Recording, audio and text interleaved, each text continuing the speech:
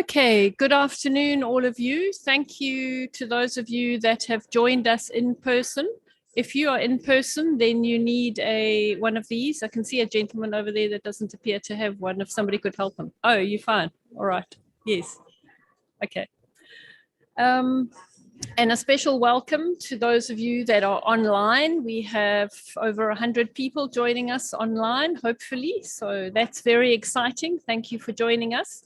I'm sure that all of you have been looking forward to our discussion today. I'm Jane Maloney, and my purpose in life is to make a difference. So right now, that's through our nonprofit company, Fibre Circle. Fibre Circle is the producer responsibility organization for paper and paper packaging. We recently had legislation in South Africa passed, which ensures that extended producer responsibility fees are paid. Our PRO, or Producer Responsibility Organization, is therefore responsible for actually collecting those fees and for ensuring that recycling happens.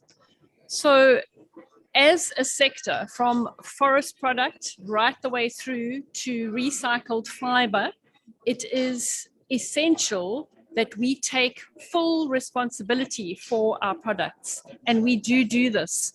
We plant trees, and the trees that are planted, over 80% of the trees that are planted in South Africa are certified either with the Forest Stewardship Council or by PEFC. And now with this extended producer responsibility, we are taking responsibility for the end of life of our actual products. We take the stewardship very, very seriously.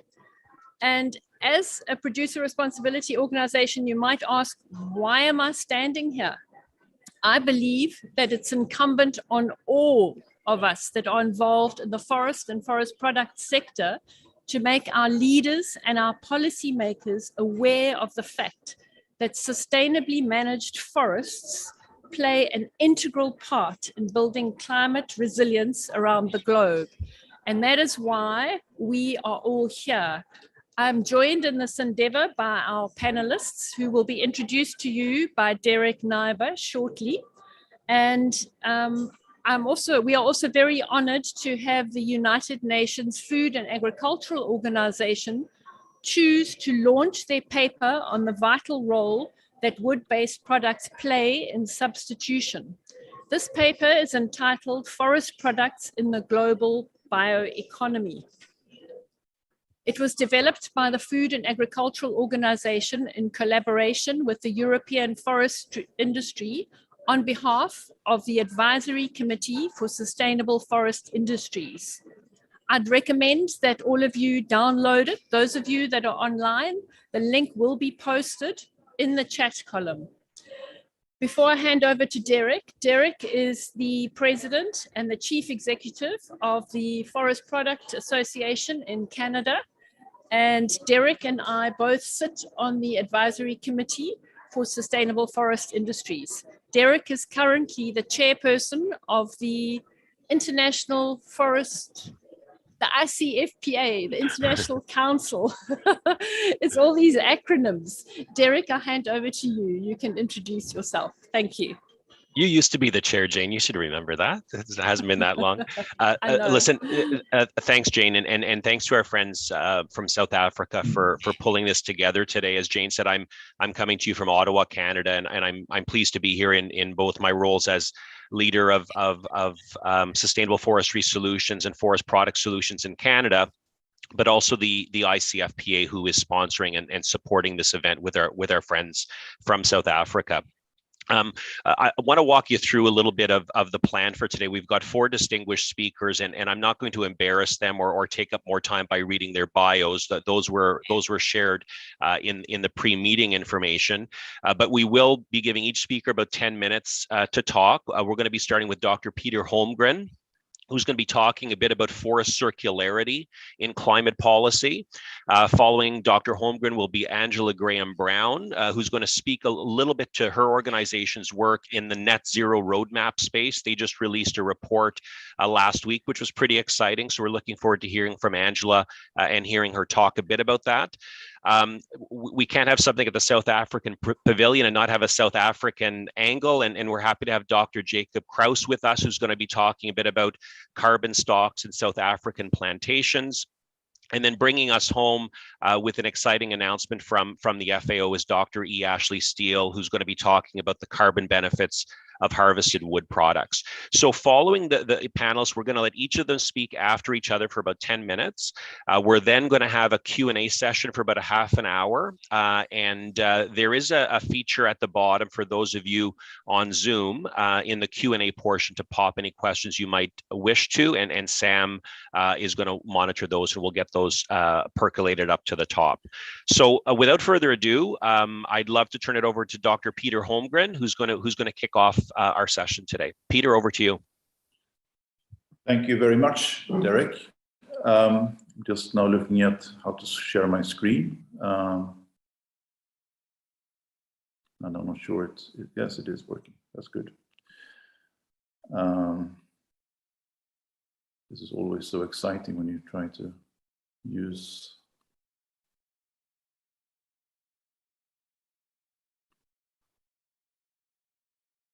How's that looking? Okay, good, great. thank you.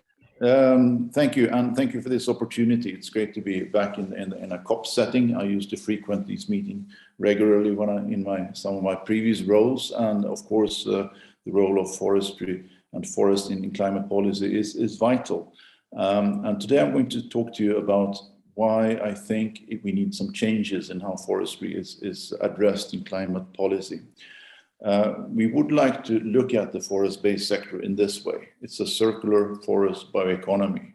We harvest renewable products that we also recycle. And once those products have been reached end use, we usually recycle the carbon as well as bioenergy back to the atmosphere, where we, as we manage the forest sustainably, achieve a net sink in the forest. And not only that, we're also displacing fossils in this process, because not only are we storing more and more carbon in the forest and in the products, we're also making sure that we need less fossils through displacement or substitution. Problem is that the UNFCCC and building on IPCC guidelines, etc., we have what I call a great IPCC wall cutting through this picture. That is, we're isolating the forest on one side, or the land sectors. We usually talk about that as FOLU or LULUCF. And on the other side, we have the rest of the economy. So the forest is cut off from its value chain. And that's problematic because we will miss a lot of opportunities in climate policy by having this divide. Instead, we get a lot of fragmented and incomplete climate policy. Because the forest is isolated, we see lots of initiatives on carbon credits and offsets and net zero happening with the forest as part of the equation. We do have policies looking at how we can store more in our built environment. That's good, but it's not a complete picture. We have a circular economy concept, but that's circular only on the side of the rest of the economy. It doesn't include the carbon recycling. We also have IPCC looking at global models where they only look at the sink in the forest and they don't look at the other benefits we get. So we get way too little attention on the displacement of fossils. We have some attention, but not very much solutions yet on the bio-CCS part. And in the middle of all this, it is the harvest of wood that makes everything possible. And I'm not sure we're getting a very positive picture of that either. So therefore, what I say is that we need to restore forestry circularity in climate policy. Because when we do active forestry, active forest management, and we combine that with efficient value chains, that gives us two major climate benefits. First of all, of course, and that's known and that's present in policy, we increase the storage of carbon in forest and in products. But secondly, we also avoid fossil or process, say, cement emissions, as wood-based products replace fossil-based alternatives. Now, most of this is currently a free co-benefit from the normal financial performance of the forest-based sector. And maybe that freebie aspect is part of the problem, because it comes for free and then it can't be that valuable, can it? So looking a little bit more in detail, storing carbon in the forests and in the products, we know that 30% of all emissions we make from society are stored back in the land biosphere, and most of this in the forest. It's important to recognize that this does not happen primarily in the unmanaged forest. It happens mainly in managed or recovering forest. For example, we sink 0.3 gigatons of carbon dioxide only in the EU every year. So why does that happen? Well, it's because we have a long-term demand for wood that creates a land value that leads to investment in forest growth and protection from forest damages. And as a co-benefit, we get carbon stocks in the trees and soil that will increase. But let's all be very clear that this is a one-off climate benefit. It happens once, and after that, even managed forests will eventually be saturated carbon-wise. And we need solutions for many generations to come. So therefore, we need to look at the wood-based products and how they displace fossils.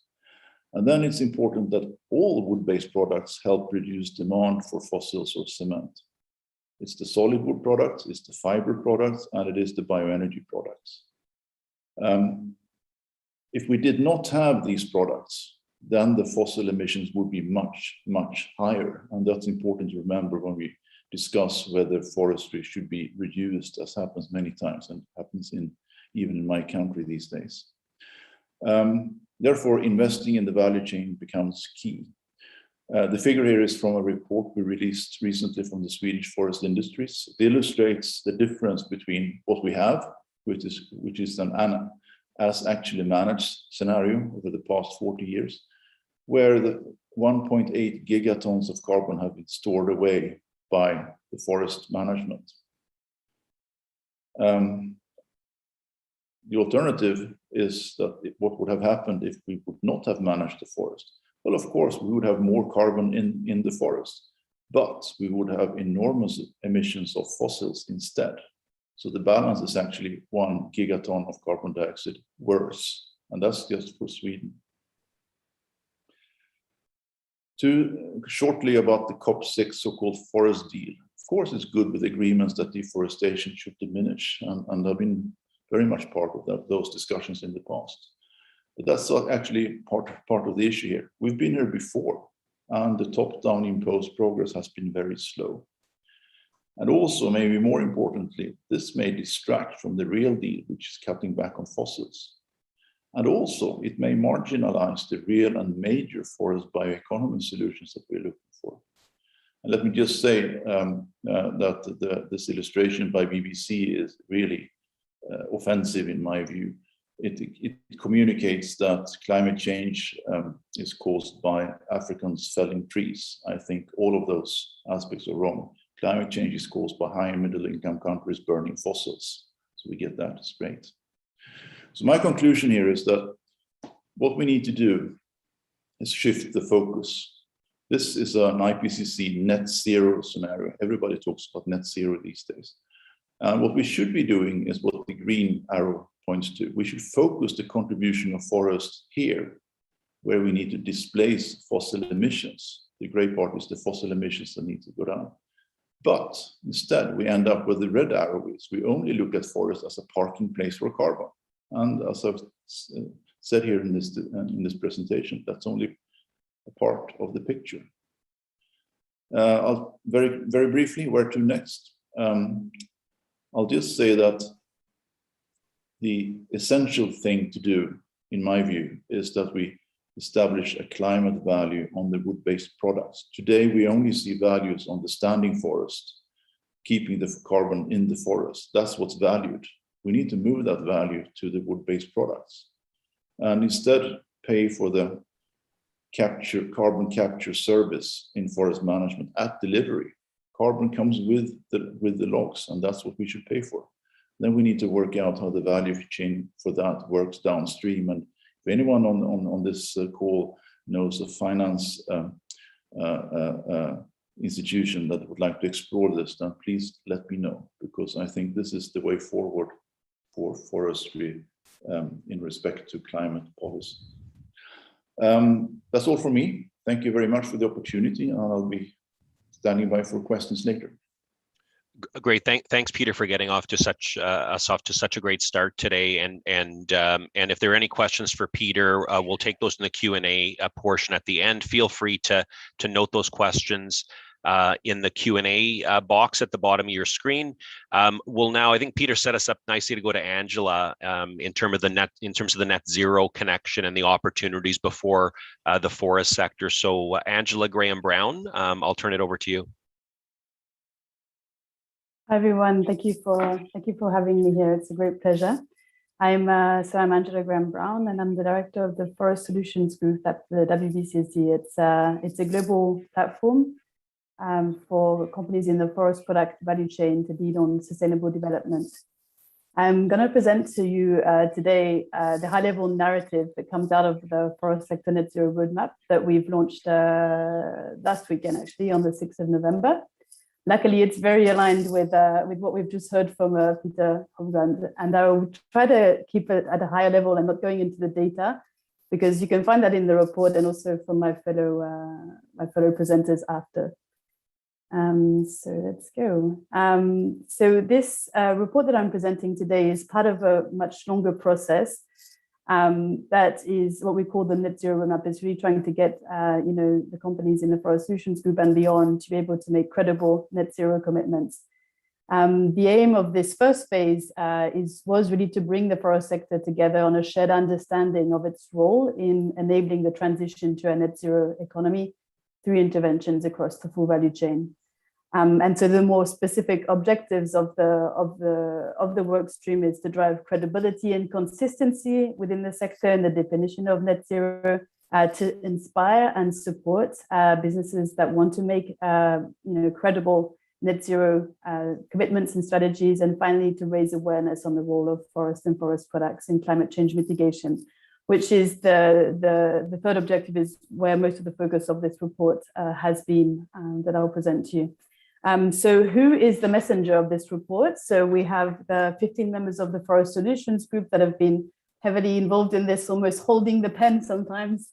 And that's a quite diverse group, geographically diverse, but also in terms of the products that they represent. We have pulp, paper, packaging, biomaterials, bioenergy as well, forest asset managers, in mass timber, etc., etc. So it's quite diverse. And then we wanted to really be representative of the sector. So we were lucky to have the input from 21 key stakeholders that you see here on the right of the slide. And they include the ICFPA, here we go, and the ICSFI, who are hosting us today. So let me tell you a bit more about this report. Okay, we had a COP conference, so I don't think I need to make the case for why there's an emergency for business to take action on climate change. But I think more interestingly, what we tried to bring forward is the particular exposure of the forest sector to the effects of climate change. It's a sector that's highly vulnerable in the future, like other land-based sectors. And I think this quote from Jad Daly here really summarizes it well, in the sense that at the time where we're seeing more and more reliance on carbon sinks from forests, at the same time we're seeing the effects of climate change, which are increasing or exacerbating the disturbances on forests, such as fires, pests, disease, etc. So really threatening this precious carbon stock at the time when we need them most. And I think that's also another argument for the value of sustainable forest management, to really maintain and enhance these carbon stocks. And also as a backdrop to this report, I think you may have noticed there's a lot of buzz around forestry at the moment, many new actors coming into this space. And we see companies outside of the forest sector, using forest-based carbon offsets or even acquiring their own forests for the same purpose. We also see governments committing to large-scale afforestation programs. We see the use of bioenergy for renewable energy, et cetera, So, a lot of new actors coming into this space. And while there's a huge amount of uncertainty and what that's going to mean really for forest companies in the future, what everyone seems to point to is really this exacerbation of land use tensions. None of them are really completely new. I mean, these tensions between managing your forest primarily for productive use, for fiber versus other uses such as food and feed is one that's been around for a long time. But now we're seeing a little bit more polarization around managing forests for productive use versus conservation. What are best for biodiversity outcomes, climate outcomes, and the new kid on the block, if I can call it that way, is carbon. And so now we're seeing an additional acts of land use tensions around whether the trees should remain standing to retain more carbon, or can they be harvested. So all this is making the landscape a little bit difficult for forest companies to navigate, and it's going to make access to fiber a little bit more complex in the future. But that said, I think the big message of this report is that this is really a fantastic time for the forest sector, and the opportunities far outweigh what I'm presenting to you here in terms of these exacerbations of land use tensions. And so I think really for the forest sector to be able to navigate this complex landscape, it's important to be able to have clarity on what the unique contribution of the forest sector is. And we brought it together in this diagram that summarizes really the key 3 levers of impact of the forest sector. The first one is, and it's always a starting point, is reducing, decarbonizing the sector itself, like doing less harm. And based on the climate mitigation hierarchy, that needs to be the priority. And then we move into the realm of doing more good. And so here the lever is increasing carbon removals in working forest and forest products. And you're going to hear a lot about that today. And then finally growing the circular bioeconomy through the substitution effect. And so all these 3 levers are simultaneous and the effects are cumulative. And companies are active on all 3 of these. I'll go at a very high level. I'll give you just what fits under each of these levers. Reducing operational emissions. I won't spend too much time on this, other than to say that we've observed, we analyzed the disclosures of 15 global companies in this space, and we can say that really decarbonization is well on its way in the forest sector. We've made great progress through efficiency gains as well as the use of renewable energy. But if you really want to see the progress that we need, it will come through quite extensive investment in technologies that are in the pre-competitive space at the moment or not even existent. And that's where the challenge will come from in the future. In terms of net zero commitments itself, the forest sector has been a little bit shy in that department, although you would think it could be easy if you have a fully integrated value chain to make such a commitment, but we're not really seeing so many of them yet because of the need for more clarity on the frameworks and science-based targets for this. So this should come hopefully next year with we'll already have the SBTi net zero guidance that came out and the GHG protocol revision, which is on the way. So this is catching up fast. And then the second pillar, as I mentioned before, is the increasing carbon removals in working forests through sustainable forest management to maintain and enhance carbon stocks, and then goes into the forest products. And all this is the full cycle. And I think this diagram from NKZ represents it very well. I will not spend any more time on this because you will hear a lot from it in the following presentations. And the final lever is growing the circular bioeconomy. And here it's really making the most of the substitution effect. It's substituting materials that are currently in use, that are fossil-based or non-renewable with alternatives that come from wood-based. So there's 3 areas of innovation for the forest sector in this space. The first one is really to increase uptake of wood-based products in traditional markets, such as construction, packaging, most typically paper, etc. And the second one is finding more new applications for wood fiber to really go into these niche markets. An example that's not so much niche anymore is the textile industry here, but also, for example, the use of lignin for batteries, for the electronics industry is another example, etc., etc. And finally, another area of innovation is really around maximizing the material efficiency. And here we're talking about the circularity aspect of the circular bioeconomy. And here is also an area where a lot of innovation is needed to increase recycling, cascading use of wood, reuse, etc. Okay, and so how do forest companies actually manage to pull all these levers to make the most of them? Well, we identified 4 key opportunity spaces for them in the coming years. So it's low carbon operations, climate positive land use, circularity, and product innovation. And I won't have time to go in all of these, obviously, on this presentation, but I will just present the climate positive land use space. So for each of these, we have a vision where we want to go. Then we have the state of play. What is the situation? How far are we from our goal? And what are the business interventions that a forest company can take to get closer to this vision? And finally, what are the enabling policies to get there? So with the climate positive land use, the vision in summary is really for the forest sector to be able to contribute its expertise to scale up high quality land-based carbon sinks, providing environmental, social, and economic benefits. And what we are observing, as I mentioned before, is we have an unprecedented demand for land-based carbon sinks at the moment, but it's facing a shortage of nursery capacity, of resources and expertise to really deliver at scale. And these are all things that the forest sector has in abundance.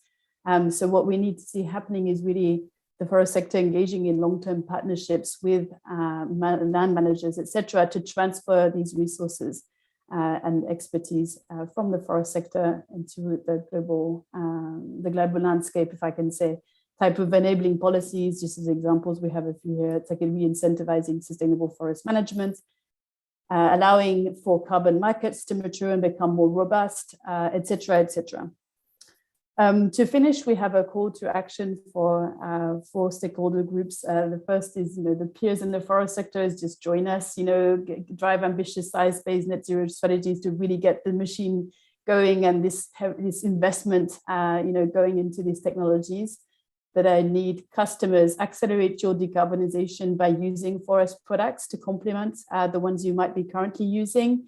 Investors, accelerate your portfolio's transition to a net zero with forest investments.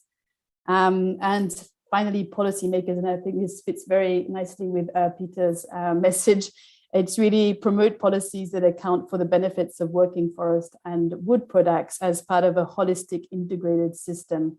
The circular bioeconomy, that means don't separate the forest from the rest of the value chain. Voila, that's all from me. So you can download the report, please do. You can find it on our website. I'll put the link maybe in the chat after, and follow us on LinkedIn and reach out to me if you have any more questions. Thank you very much. Thanks, Angela, and a good build off Peter's comments around that whole value chain. And in the Q&A portion, I'm keen to hear from you a little bit about the trade-offs. I know you talked about a lot of the competing values, and above and beyond that are things like protecting watersheds and wetlands and the wishes of indigenous communities and what local communities might want. So a lot of multiple values to be balancing here. So we'll talk a bit about that in the Q&A, but I wanted to thank you for your presentation today, and congratulations on the launch of that report last week. So we're now going to pivot to Dr. Jacob Kraus from South Africa. So he's going to bring us into the South African context of plantations and carbon stocks. And Jacob, I'll invite you now to load your presentation, and we'll turn the mic over to you. Good afternoon. Thank you very much.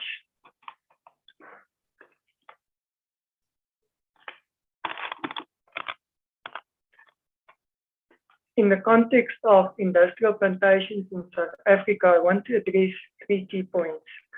Sustainable intensification through the use of industrial plantations protected the natural forest of South Africa for more than 100 years and created a large carbon pool at the same time. Secondly, there's a compromise between maximizing carbon stocks and carbon flows, and we feel the best carbon storage strategy is to maintain plantations in an active growing phase to maximize the carbon uptake and to store that carbon in harvested wood products, which displace the fossil-derived products. So the South African ecosystems are not tree dominated. We only have 500,000 hectares of indigenous forests. These are highly fragmented and occur along the south and eastern coastal inland mountains, and these forests are protected. The indigenous tree species require very specific climatic conditions, which we don't find all over in South Africa. So we have to plant exotic tree species in order to produce timber. And we have currently 1.2 million hectares of these industrial plantations. Just to give you a background on the history of these plantations, the first plantings was done in 1875. Between 1910 to 1960, the government planted woodlots and plantations to increase timber resources and to create jobs. Between 1960 and 1990, the private sector entered the forest industry and also invested in pulp and paper processing plants. Legislation was introduced in 1972 and 1998 that limited the expansion of forestry. In fact, since 2003, we had a slight decline in the planted areas due to removal of trees close to riparian zones and wetlands, and limitation on new afforestation. What I also want to highlight in the graph on the right-hand side is that most of this afforestation occurred prior to 1990, the baseline year of the Kyoto Protocol carbon accounting. The conversion of land use from grasslands to plantations increased the carbon stocks on the land, and the South African plantations store more than 203 million tons of carbon dioxide equivalent just in the living biomass portion. There's also a large flow of carbon out of this forest into harvested wood products, and we estimate that that's more than 17 million tons of carbon dioxide equivalent per year. So as these carbon stocks were built prior to 1990, any carbon loss must now be reported as emission, and we feel that under ideal conditions we should have been able to report this against the natural vegetation baseline as a reference situation. In terms of sustainable forest management, that tries to find a balance between timber outputs, ecosystem values, and economic or social values. But one must realize that not all forests can produce all these values simultaneously. So the unmanaged forests contribute critical ecosystem values not found in the timber processing of producing forests, but they are subject to mortality risks.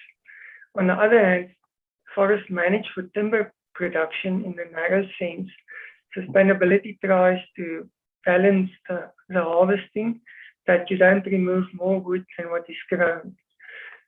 An added benefit of managed forest is that the higher wood quality improves the utilization efficiency, and that wood production provides an incentive to keep the land in forest and to expand the forest area.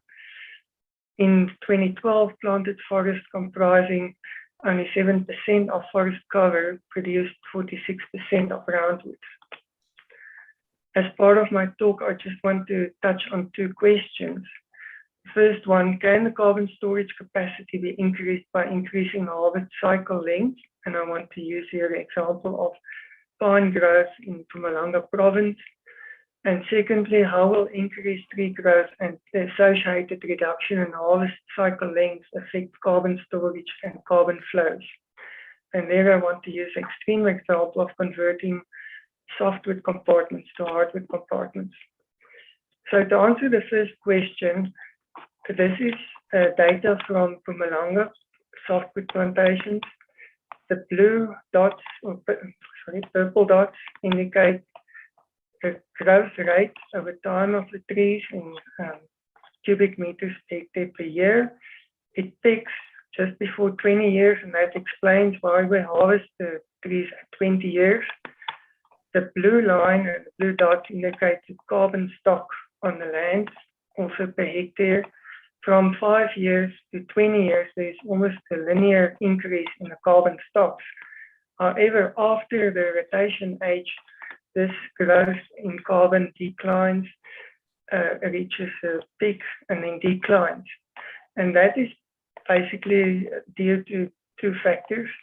Firstly, internal competition between the trees that causes self-thinning, and secondly, an increase in carbon loss due to natural disturbance events, and these could be fire, wind, pest and diseases. So this tells us that there's limited opportunity to increase the carbon storage capacity by extending the rotation age or cutting age of our trees.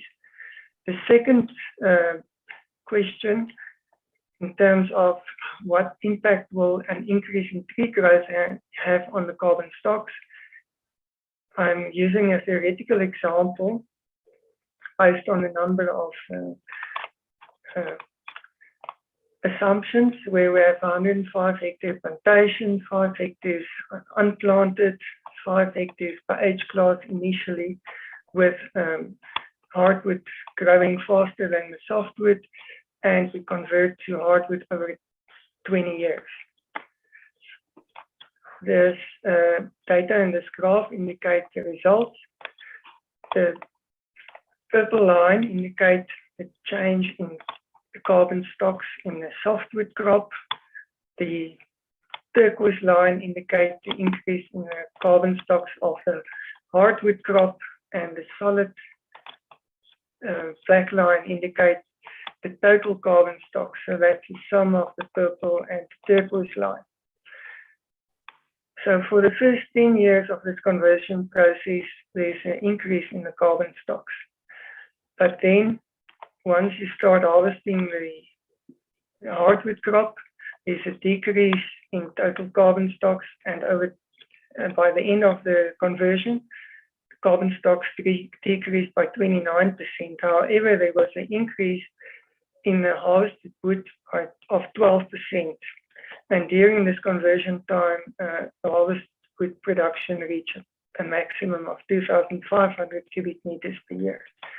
This demonstrates the compromise between storing the carbon in the forest or maximizing the flow of carbon and maximizing the uptake out of the atmosphere. So to conclude, it's unlikely that the world's natural forest will be able to meet the global wood demand. On the other hand, industrial plantations, if established on degraded land, can improve the land, it can sequester carbon, and it can facilitate the circular economy by providing materials that can replace fossil-based chemistry. Furthermore, we can adapt more easily to climate change because of shorter cutting cycles, which will allow us to replant with different genotypes. And we can demonstrate in South Africa that industrial plantations prevented the increased utilization, destruction, and degradation of natural forests. Thank you very much. Great, thank you, Jacob, for bringing the South African context to us. I'd invite anybody who has any questions for Jacob just to plop them into the Q&A box at the bottom of your screen, or if you're in the room, just run those up to Jane and the team at the pavilion. We're going to now move over to Dr. Ashley Steele from FAO, who's going to provide us with some perspectives on the carbon benefits of harvested wood products, and is going to speak to a report that is being released here today in that space. So Dr. Steele, I'll turn it over to you. Thank you very much, Derek. Thank you. I am Ashley Steele with the Forest Products and Statistics team at FAO. And I've really enjoyed these first presentations. I want to thank Fibre Circle and the International Council of Forest and Paper Associations, not even trying the acronyms like everyone else, for organizing this important session. And they're really interestingly complementary presentations, and the ideas and information shared here are certainly going to support the forest sector and harvested wood products in our shared goals of sustainable development and climate resilience. So it's also my honor today to release FAO's new report. It's produced on behalf of the ACSFI, the Advisory Committee on Sustainable Forest-Based Industries, and in collaboration with the European Forest Institute. And it's titled Forest Products in the Global Bioeconomy, Enabling Substitution by Wood-Based Products and Contributing to the Sustainable Development Goals. So this presentation is really going to focus in on the products. And the report itself explores the role of selected forest products in the bioeconomy, including emerging wood-based products, as we've already talked about, and it considers market factors such as future supply and demand dynamics, implementation gaps in forest product value chains, and it provides some key conclusions, some opportunities for pathways forward. And the two topics that are most clearly reflected in my presentation today are the fostering research and collaboration at the bottom of this list. So let me start my comments today at the very beginning with photosynthesis. Somehow I need to start here. Right? Trees sequester carbon as they grow. They make large living structures out of pretty much water, air, and sun. It's quite amazing, and the carbon is stored in the trunk and the branches of that tree. And I note that a tremendous amount is also stored in associated soils. So when that tree is harvested, the carbon in the trunk and the branches remain stored in there. That's the stock. And the new tree growing on that spot starts sequestering carbon again, the flow. So there's three primary ways that harvested wood products may mitigate climate emissions. So there's direct storage, as I just discussed. There's increased availability of biomass for production of biofuels and substitution of non-renewable materials, steel, cement, plastic, which are more energy intensive. Oops, sorry. I was thinking I switched from biofuels to substitution of other non-renewable materials, which I forgot to mention. And I'm going to focus really on storage and substitution, but not on the biofuels, on the product substitution and storage in products. And I want to start with what we know. So FAO has a particular interest in the topic of carbon storage because we're the custodians of the Forest Product Statistics Database. And these are the data discussed by the IPCC for use in estimating carbon storage in harvested wood products at the national level. So countries can, of course, use advanced analyses or local values to make these estimates where they're able, but IPCC also supplies default values. So for example, they supply a half-life that can enable country-level reporting from FALStat data, and the half-life describes how long the carbon is stored. In paper, it's 2 years, indicating that half the paper or the carbon stored in the paper is emitted at about 2 years. For someone, it's 35. And I mention these seemingly fine details now because they're going to be important later in this talk, and also because it's essential to understand that estimation of carbon storage or substitution, it requires these detailed parameters, and these detailed parameters are naturally incredibly difficult to estimate. We also know that there's incredible variability by species and by climate or ecoregion in how much carbon is stored, and in particular in how fast decomposition releases that carbon. So there's places where the default half-lives are likely to describe the situation very well, and other places where they don't. As well, we know that the disposal pathways matter in terms of length of storage and rate of decomposition, and the disposal can play a role in the potential production of methane or other hazardous chemicals.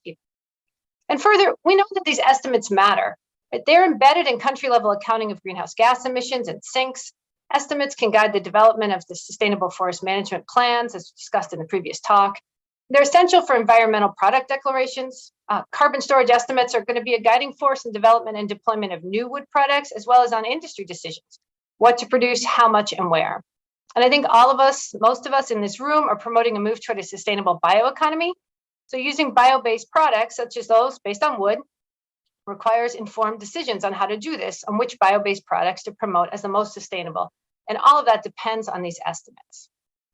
So moving over here to substitution, let me start with the conclusion from our new report that wood products are generally associated with lower greenhouse gas emissions as compared to their alternatives. So there is a climate value of forest products, and I'll dive into some of those details. So a substitution factor is one way of quantifying this. A substitution factor describes the emissions that would be avoided if a wood-based product were used instead of a product made from another material, providing the exact same function. So for example, a wooden beam versus a steel beam. And the synthesis in this report of 488 substitution factors from different products, different locations across 64 studies found that these substitution factors range from minus 1.1 to plus 5.5. So what we know is that there's a range. And furthermore, that although wood products are most often associated with a reduction in greenhouse gas, that's the positive substitution factor, it's not always true. But quantifying that uncertainty is a fantastic step forward. There's important reasons for this range. There are real differences across product types, selection of non-wood materials substituted, production technologies, location, disposal systems. There's also analytical differences across studies, such as the number of product life cycles considered, assumptions about how long the carbon stored, assumptions about harvest rotation, study boundaries, etc. So I want to talk for the rest of my time about opportunities ahead, and I'm going to start with a simple conjecture that we're going to move forward most efficiently and effectively if we also isolate and communicate what we don't know and why results between studies may disagree. So I'm going to run through this partial list quickly, and I want to open the discussion. I'm going to start in the forest at the top. Often models make assumptions about regrowth rate. They differ in terms of the number of harvest cycles considered. Also, we don't know enough yet, perhaps, about the impact of harvested wood products on carbon in soils or on soil depletion. And many of the models don't include disturbances such as wildfire risk in their long-range scenarios. So studies may also include some elements of operational emissions and not other elements of operational emissions, and that makes comparing studies very challenging. Moving to the products, we already know we need to think about the parameters that describe exactly how long carbon is stored in particular situations and about disposal pathways. And estimates for products are also going to vary based on assumptions about recycling and reuse. I'll talk about that later. We need data on storage and substitution effects also of emerging products, such as the wood-based textiles that keep coming up. We also need to think about trade-offs beyond wood. I appreciate that Derek already mentioned this in some of the comments. What are the impacts of increased production or changes in harvest strategies on the full range of ecosystem services? So wildlife, wild foods, air quality, recreation, and of course, water. Water is also cycling and essential for human life. So how will the water cycle be affected by various, what I might call carbon cycle-centric policies or decisions? At the very bottom of the slide, there's a very little line here with very big implications. So for decision-making, we really need local information. We need to identify the storage and substitution factors one might expect in a particular context.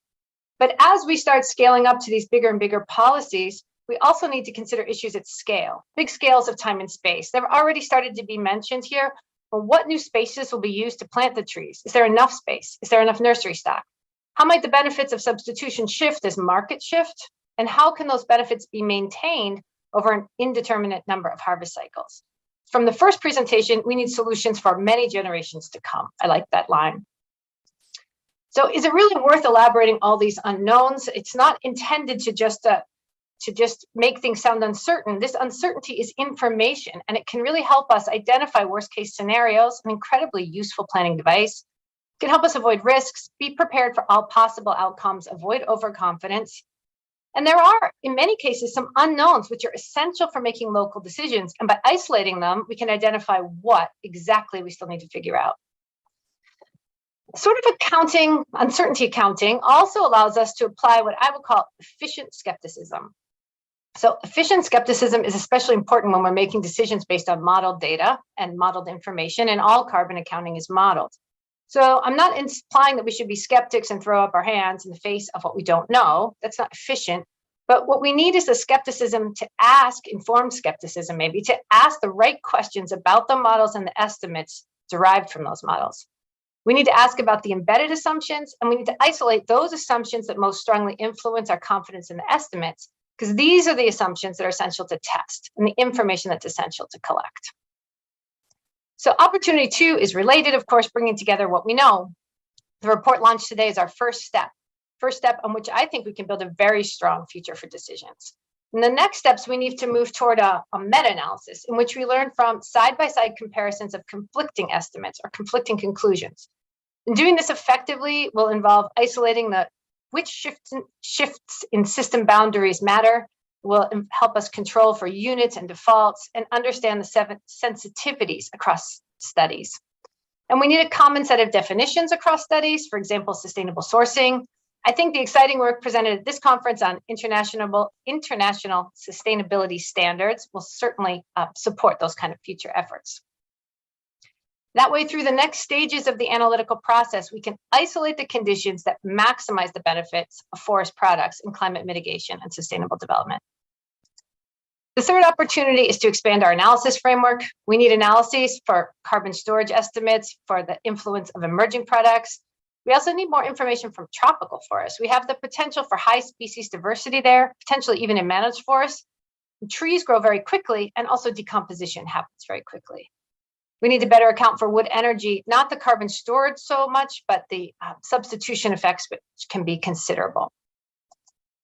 Finally, I think we can already identify some win-win opportunities. So I'm going to talk a little bit about recycling, bringing us full circle back to circularity. Wood is relatively special. Its ability to support cascading uses is tremendous. And we have some data already to estimate how carbon cycling might be impacted. So on the graph at the left, we see FAO data on the volume in million metric tons of recycled paper produced every year. It's growing. So recycling effectively increases the length of time carbon is stored in a product, the half-life that I described earlier. So the increased time may not be much, it's not decades, but there's a lot of paper in the world, and a small increase in storage time could have large impacts. So on the right are some early results from a simulation study soon to be launched in an FAO info brief exploring climate change mitigation potential of harvested wood products in the Asia Pacific region. We looked at the observed data on paper and sawn wood production for India, just as an example, and we used the IPCC default values and their methods for estimating the carbon pool that results from the production and also the decomposition of paper. And then we ran simulations of recycling in the case of paper and reuse in the case of sawn wood, by extending that half-life in kind of moderate and reasonable ways. So for paper, we imagined a recycling program that increased the half-life from 2 to 4 years. From sawn wood, we increased it just from 35 to 45. So these simulations, and they're conducted in collaboration with the European Forest Institute, we estimate that this fairly moderate amount of recycling reuse could increase carbon storage in this pool of paper products in India by 7 to 12% respectively, 7 and 12% respectively. So we haven't included all the uncertainties yet. We haven't accounted for the realities of scale, as I'm saying we should do, but I think these kind of simulations can provide a kind of a guidepost for action. So I'm going to wrap up today with what we know, that carbon will or will not be stored or emitted based on our individual and collective decisions, not on what we think, but on what we actually do. And this improved knowledge, and my last chance to champion our new report on forest products in the bioeconomy, and future work that could harness side-by-side comparisons of models, formulate local estimates, and consider the effects at scale. We can improve reporting on carbon emissions and impact consumer behavior, can influence decisions from what individuals and corporations buy. These refined estimates can change, maybe even revolutionize the way we build, and the assessments and collaborations I'm proposing can increase and enhance sustainable management of global forest resources, increase investment in the forest sector, and enable database governance. So with that, I'm looking forward to the conversation and the questions. I'm very happy to be part of the panel. Thank you. Thanks, Dr. Steele. Really enjoyed that. And your colleagues at FAO have posted a link to that report in the chat for anybody who is online and wants to check it out. And we'll make sure those in the call get a copy of that, a link sent to you. I'm really struck by maybe I'll just put you on cue in terms of one of the questions I'll want to ask you when we get to you is around this need for more information, and quite often in an issue so complex as the one we're talking about today, seeking more information can really slow things down. So how do we find a way to move forward and do meaningful work in that space? And I also thought your comments around just managing those multiple values. I see that in Canada every day. We're dealing with a very, very dynamic and complex landscape. We're dealing with multiple values, and we're dealing sometimes with immovable interests out there that are coming from things at issues from a very narrow perspective, and it can be really challenging to engage in the dialogue that needs to happen, which is a much more complex and detailed one. So thank you for your comments. Congratulations to you and the team at FAO for the launch today. That takes a lot of work. And there, Jane, I think we'll move, if it's okay with you, we'll move into the Q&A portion for the next 30 minutes or so. I've seen a couple questions come into the chat, and it's been great. A couple speakers have already answered some questions, but we'll continue to watch that, the Q&A box at the bottom of your screen. Jane, I'll maybe turn it over to you if you want to kick off things with Dr. Holmgren. Okay, thanks very much. Thanks, everybody. Dr. Holmgren, Peter, we are at COP, and we are keenly aware of the importance of policies.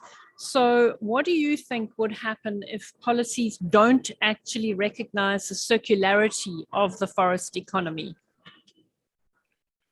Well,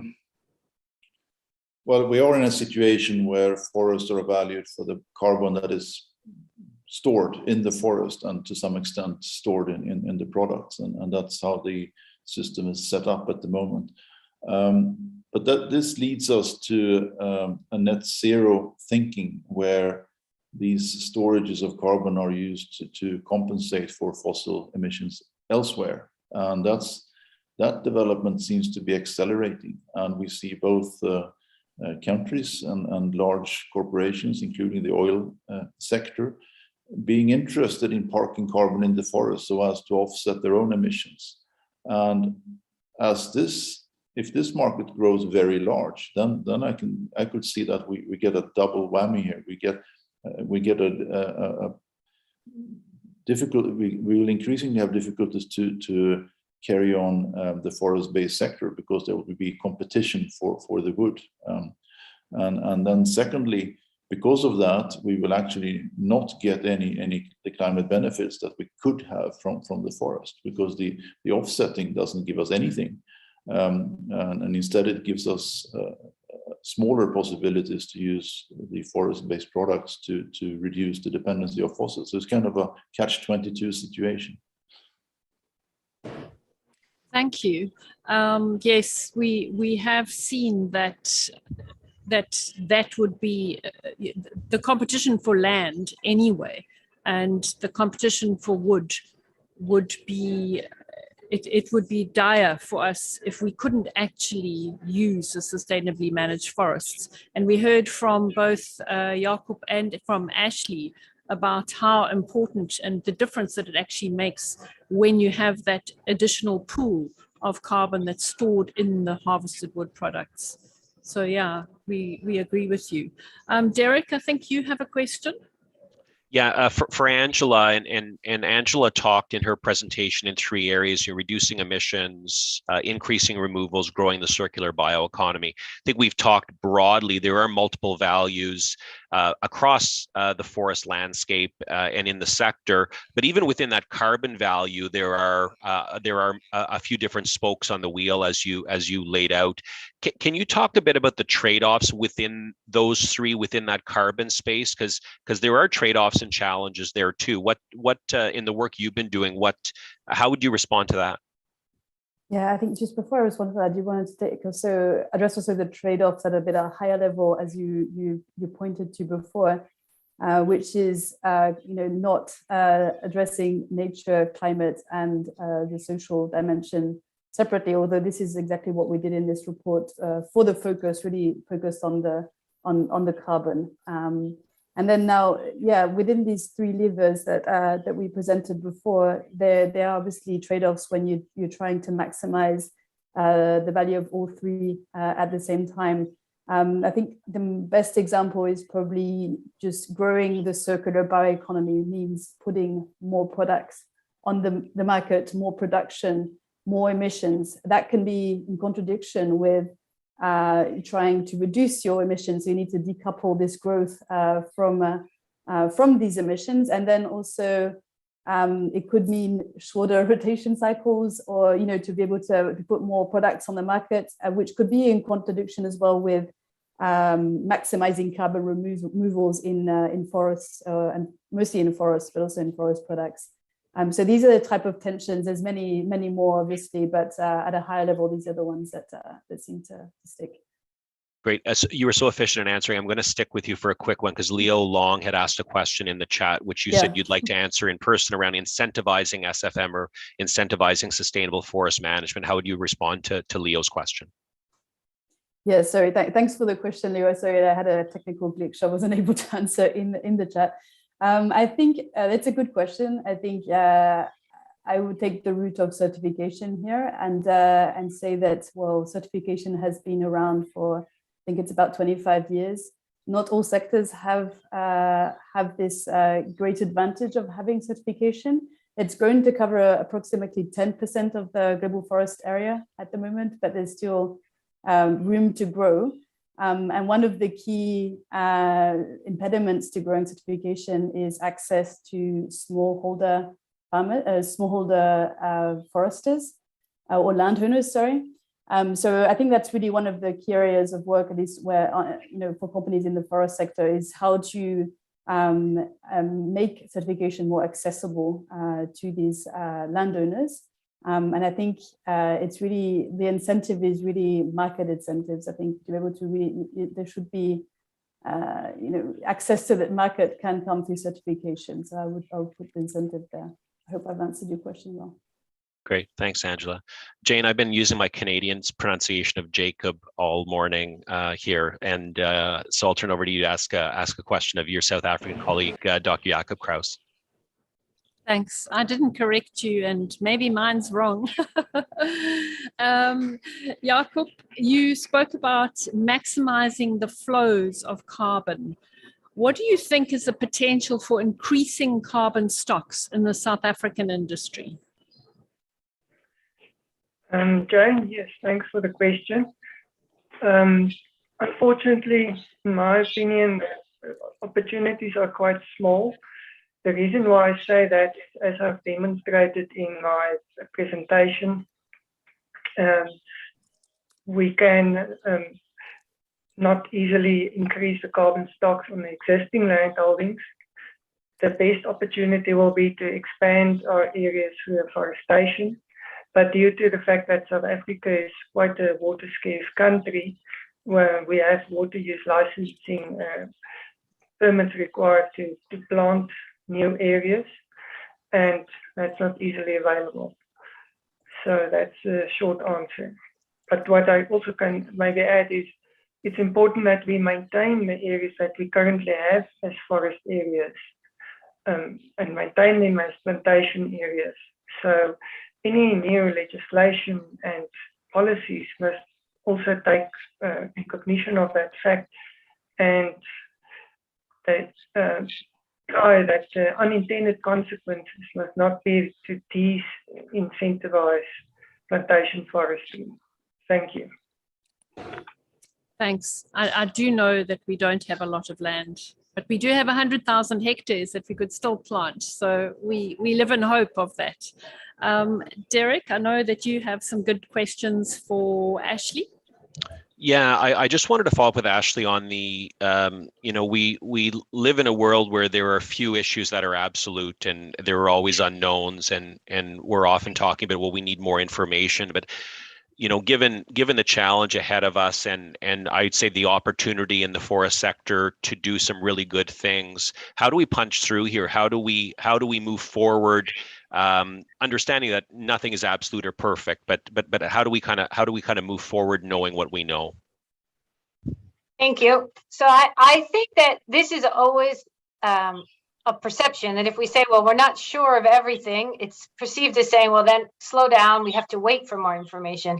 And this is a clear case where we're not waiting. I mean, everything we buy today, everything we do today is already making an impact, of course, on carbon storage and carbon cycling and carbon flow. So the decisions are being made, and we need the information to catch up.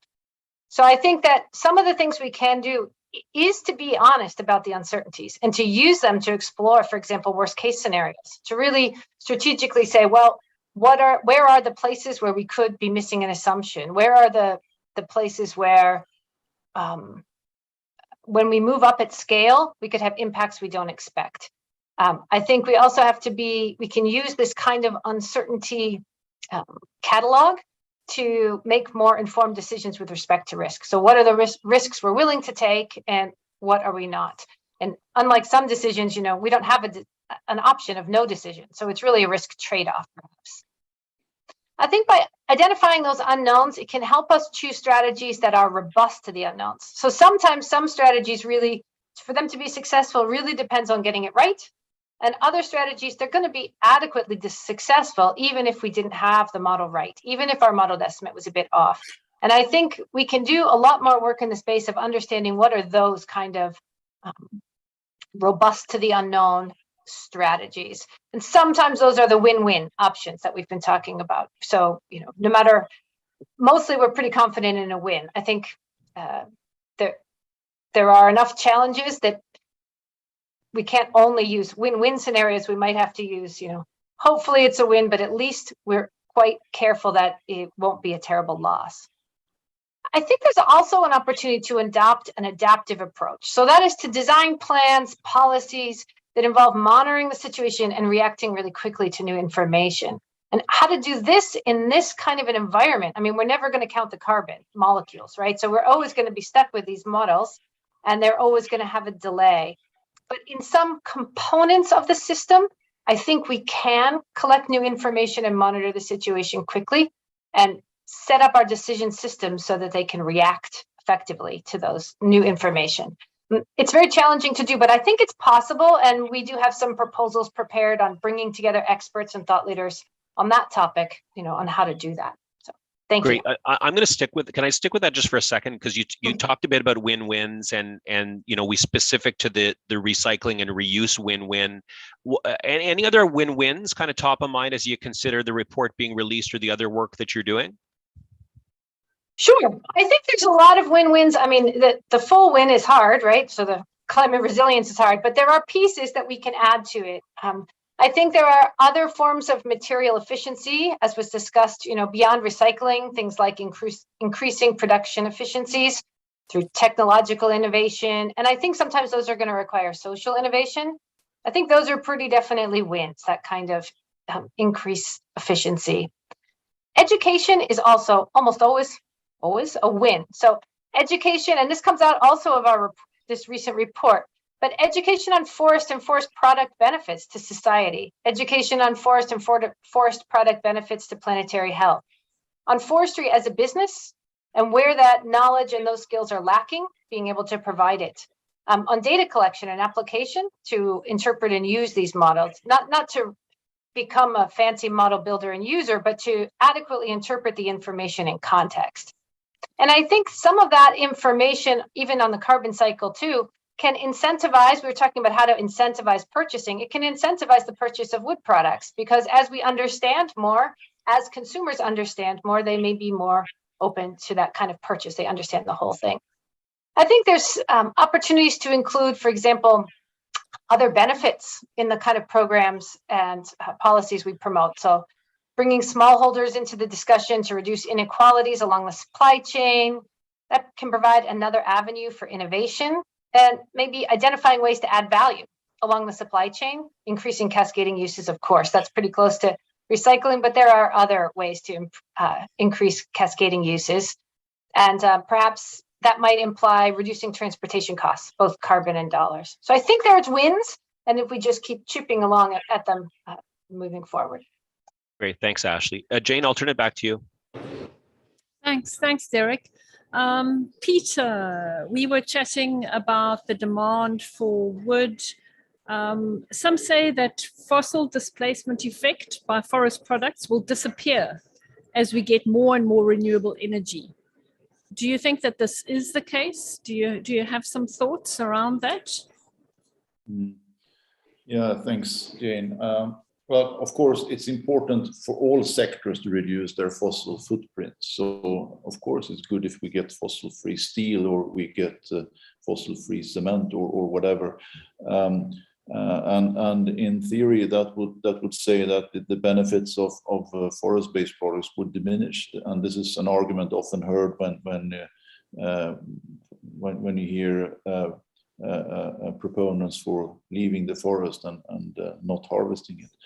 But on the other hand, there is also the other side of the equation, that the forest-based value chains can, of course, improve as well and become much more efficient. We could use a higher proportion of the wood for products. We could use the products themselves in more efficient ways, new building standards, new material that will push us in the other direction, which means that the substitution factors will go up.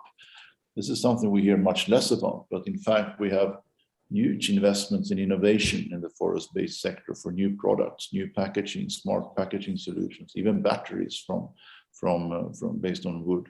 So I don't. There's been some talk about the uncertainties of the substitution effect. I think that's fair to say. If you go into a very detailed assessment of different products, you will find large variations. I think it's important here to zoom out and look at the big picture. I have a back of the envelope estimate that in the Swedish forest sector and maybe the European too, 1 cubic meter of wood turned into products will save us from 0.5 ton of carbon dioxide emissions from fossils. I think we need to work at that kind of more zoomed out level and not get caught too much in the details on this. But certainly this will change over time. And certainly there is a lot we can do investing in the value chain for forest-based products. And in fact, this is another point to make, that we very often end up discussing the forest when we should be discussing the value chain. That's where the climate benefits are. Thank you. Thanks. I noticed that you say back of the envelope calculation and not back of the cigarette box. In the bad old days, it used to definitely be the back of the cigarette box, but at least the envelope and the cigarette box are harvested wood products made from trees. Yeah, thanks.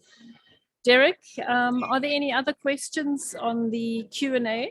Yeah, I have. And before maybe Peter, I saw the Swedish study in your slides, and you've referenced it a couple of times. I found that side by side, the kind of the alternative to not doing the harvesting, really interesting. Could I trouble you to pop that link into the chat box just for those who might want to get into that report? Just some interesting stuff. Yeah, I appreciate that.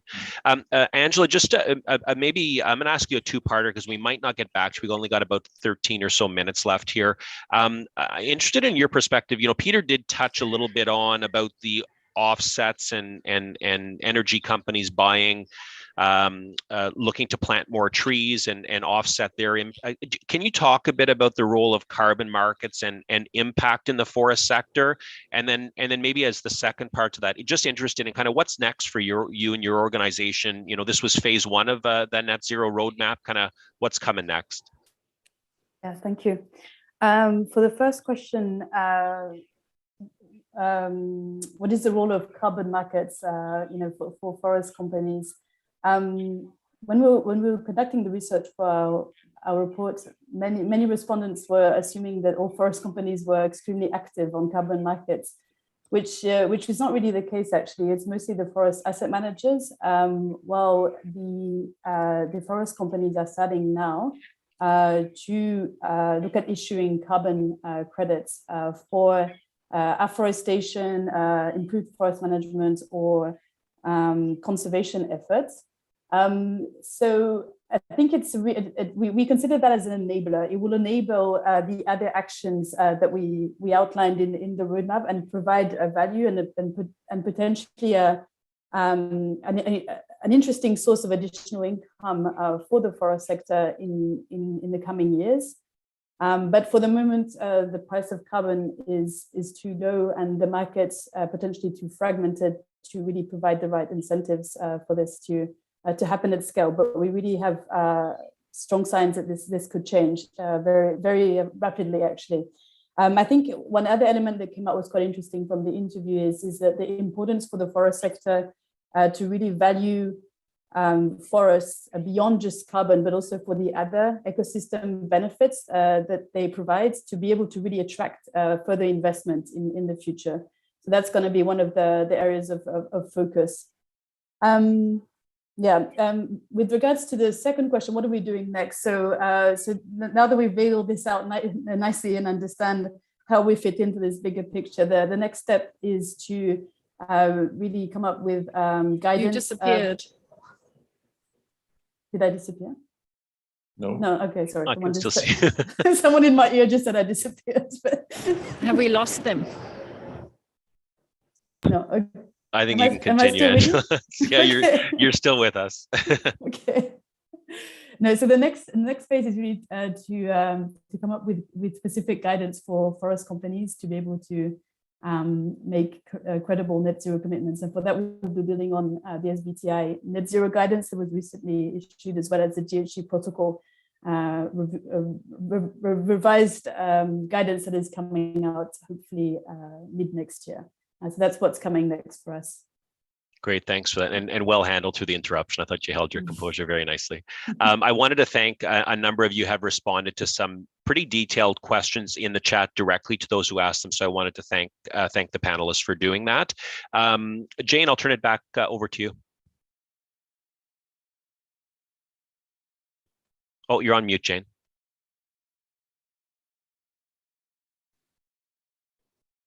Sorry about that.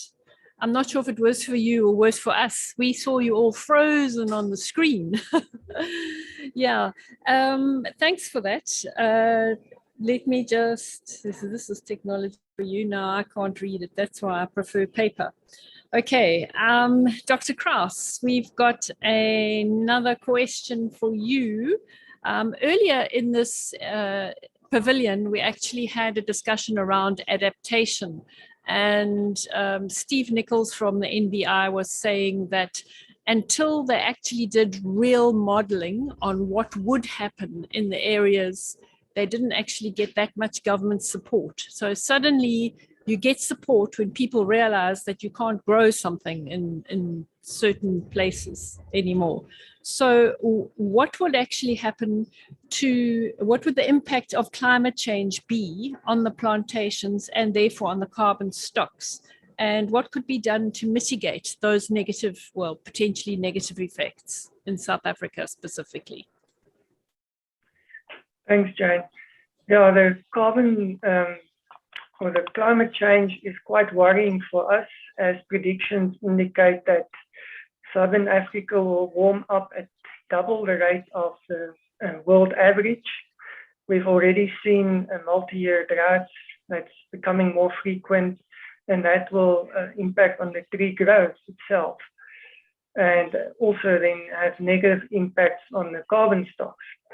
But we are taking steps to try and mitigate this. We have a breeding program that try to produce trees that will be more resistant to pests and diseases as well as drought. And then a big worry for us is increased fire damage, wildfires that might increase. So we're constantly improving our firefighting and fire prevention capabilities through monitoring fire predictions, etc. And then we're also changing our silviculture practices.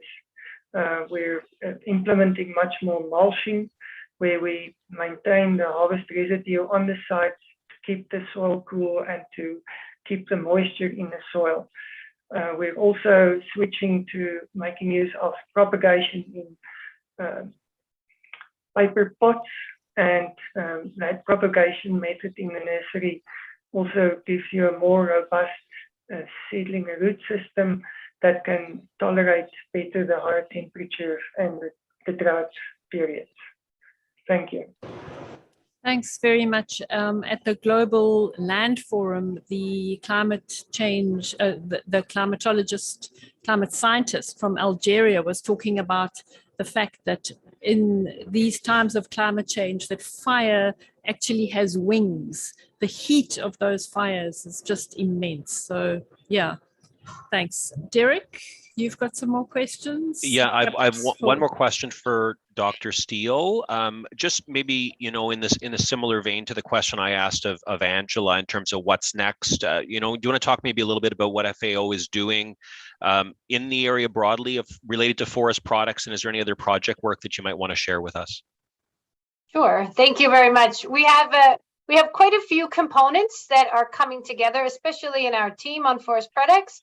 So we've been working to develop the synthesis of what's known so that we can support strong decision making. And we're also the Secretariat for the Advisory Committee on Sustainable Forest-Based Industries. And that is an opportunity to promote intersectoral cooperation. I think intersectoral cooperation is essential going forward. And without this kind of what's happening here today, this dialogue between what the industries need, what kind of information they need, what we know now, and how we can work together across activities. We're also working on this global database of forest product statistics. We are working constantly to improve both the data quantity and the data quality. Been making a big effort to get data from countries who haven't reported data as regularly in the past, and improve our estimation procedures, for example, for wood fuel data where we don't have data. I think most excitingly, we're developing a proposal to identify and target the knowledge gaps. So what are those knowledge gaps in our ability to quantify local values and to identify the long-term impacts of production? I think it was mentioned, until you have a model, until you can express the models, people perhaps don't take you as seriously. So bringing together, what do we know about those models so we don't over-relying on them, but we are also using them. And of course, we want to do all this while supporting, we can bring in green jobs and gender equality, and of course, reducing food insecurity. So thank you. Great, thanks, Ashley. So Jane, I know we're in the last few minutes here. I think we're all caught up on the questions from my end. Can I turn it back to you? I don't know if there's anything else in the room. I think that the question that came from the room was answered in Dr. Steele's actual presentation, but I don't know if anybody else would like to come up and ask a question. We have a little bit of time. Anybody? Any takers? Everybody suddenly shrinks into their chairs. I think you all did such a good, comprehensive job of answering and anticipating the questions that were coming in your presentations, that there aren't any from the floor. Perhaps everybody would just like to have a two-liner wrap-up, Derek. Sure. Well, why don't we just maybe we'll start with Dr. Holmgren off the top. But Peter, any final comments or thoughts?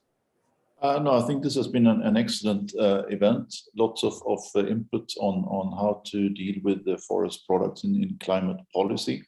I would like to perhaps, as a last input, say that forests will probably never be as important in the climate policy to change how the overall arrangements are made, and therefore.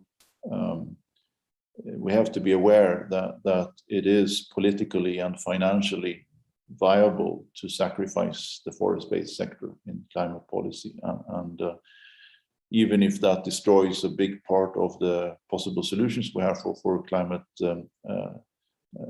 for fixing climate change, I think we need to go into that discussion with open eyes. Great, thanks, Peter. Angela, any final comments from you?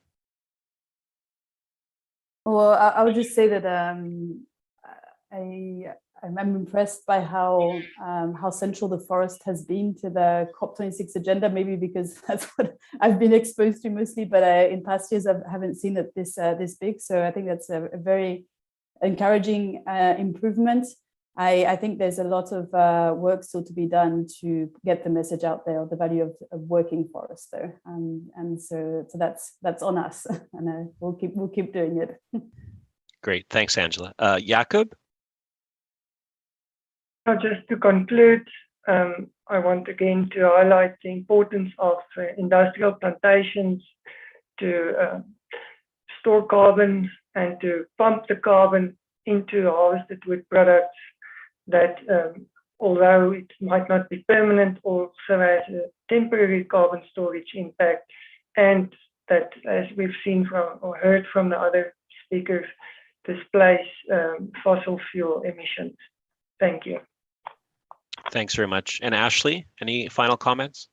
Well, I'll take my last minute again to mention also the role, of course, of carbon storage in harvested wood products and the substitution potential of harvested wood products in terms of developing sustainable development and climate resilience. And the last 30 seconds to re-champion our new report that's available at the link on the website, Forest Products in a Global Bioeconomy. Thank you. Thanks, Ashley. Jane, before I wrap, anything you wanted to say? Yeah, just hearing what Peter had to say, that it will never be central to the climate change story.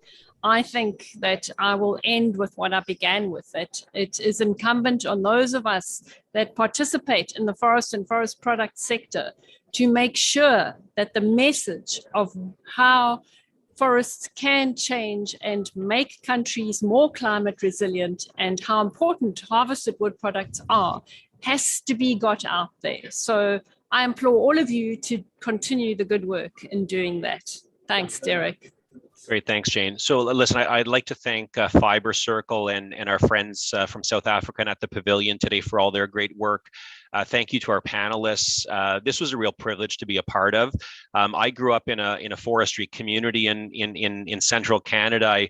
My grandpa and my dad worked in the sector, and I'm not only reminded of it every day in my job here, but when I work with international colleagues, I think our industry just has among the best people around. I just think the quality of characters and the commitment, not only to do good work, but just really good people. And this was a real pleasure today. And thank you for all who participated. Thanks for all who listened in. Thanks for all who made the trip to the Pavilion to be there.